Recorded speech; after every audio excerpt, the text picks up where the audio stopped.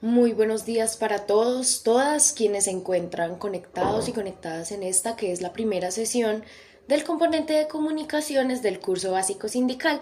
Estas sesiones se realizarán de forma virtual y en esta primera sesión trataremos las generalidades de la comunicación, los elementos básicos, definiremos qué es la comunicación para finalmente comprender qué es la comunicación sindical y qué importancia tiene esta para las organizaciones sindicales, especialmente para nuestro sindicato.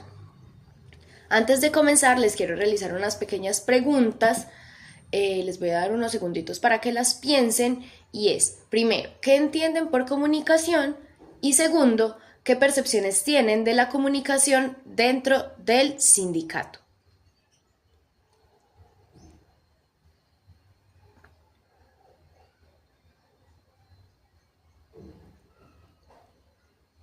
Listo.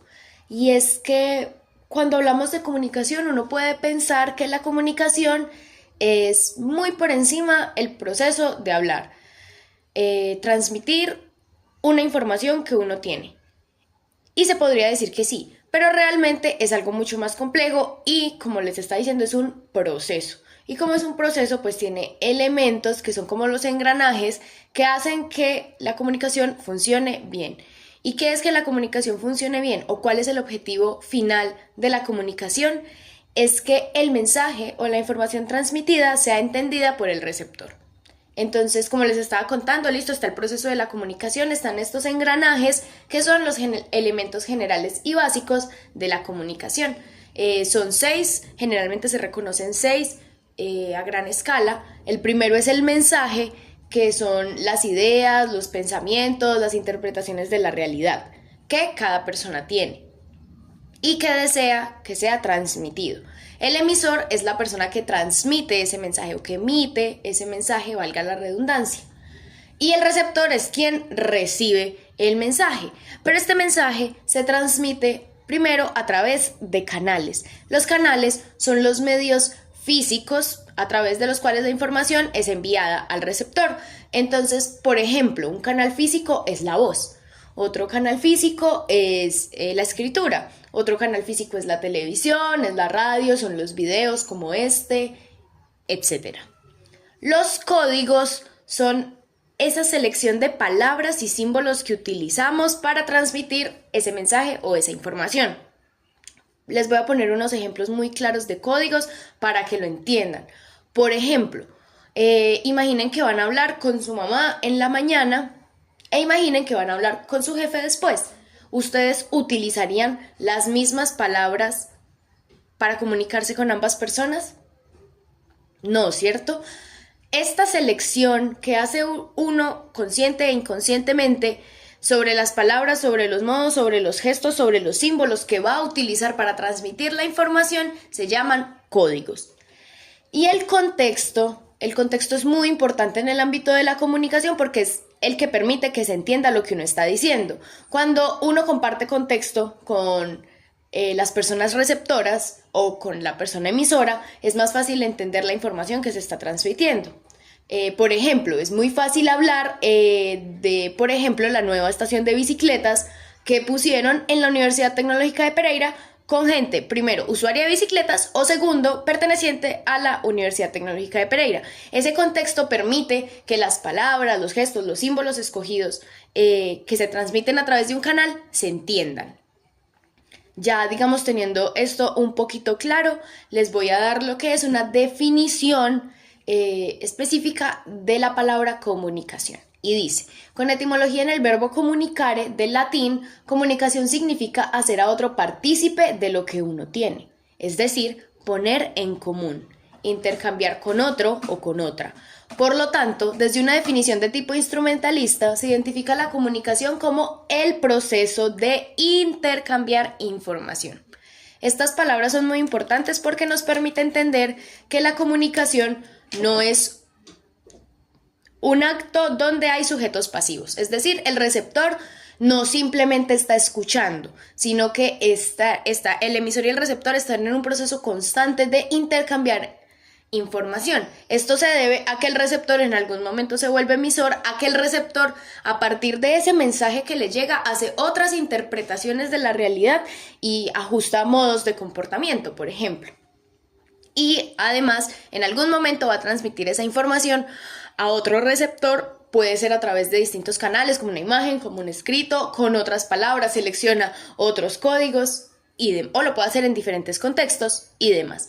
Entonces es muy importante tener en cuenta que la comunicación no es como siempre hay alguien que da y alguien que recibe, sino que es un proceso, un flujo en el que se va intercambiando la información con otros sujetos y otros actores sociales.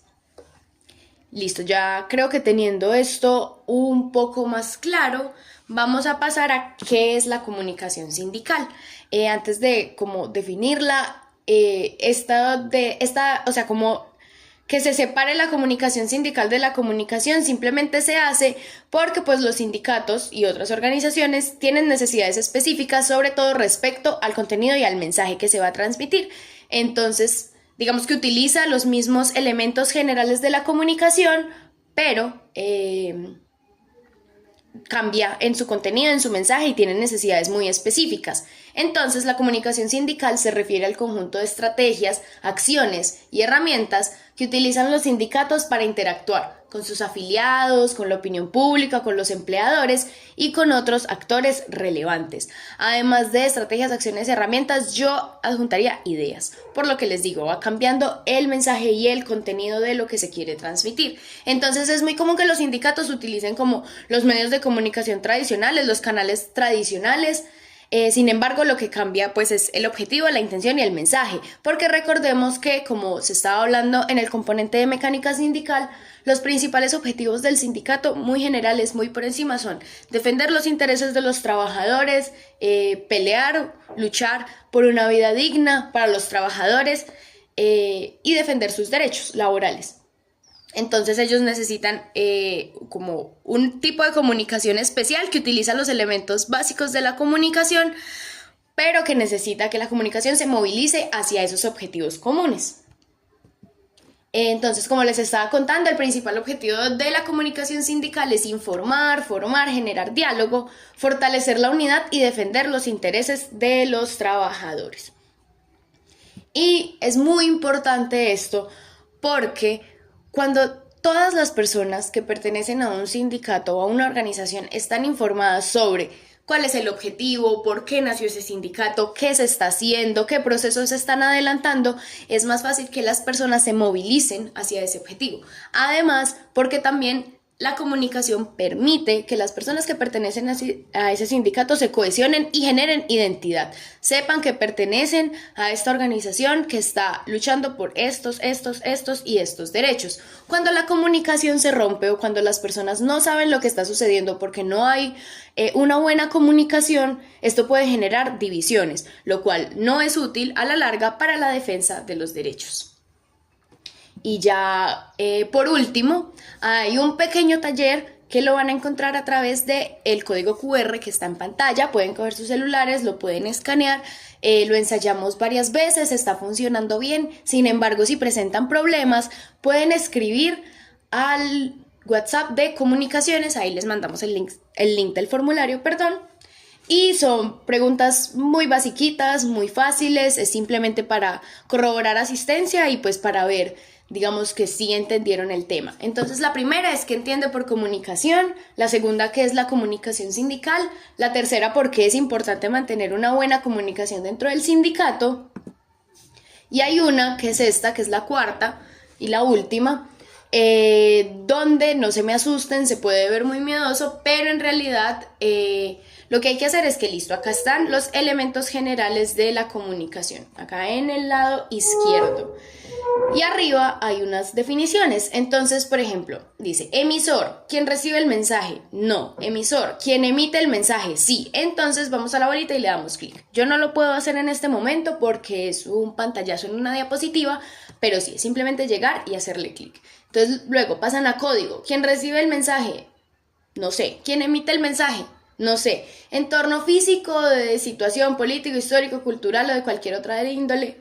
No sé, bueno, ahí van mirando y van seleccionando. Ya les dije emisor, entonces para que hagan los otros es algo muy sencillo, pues tampoco es calificable, no tengan miedo, simplemente es para saber que todos estamos hablando en el mismo idioma en este momento y que estamos entendiendo el tema. Y ya, muchísimas gracias, los espero en las otras 2 sesiones virtuales.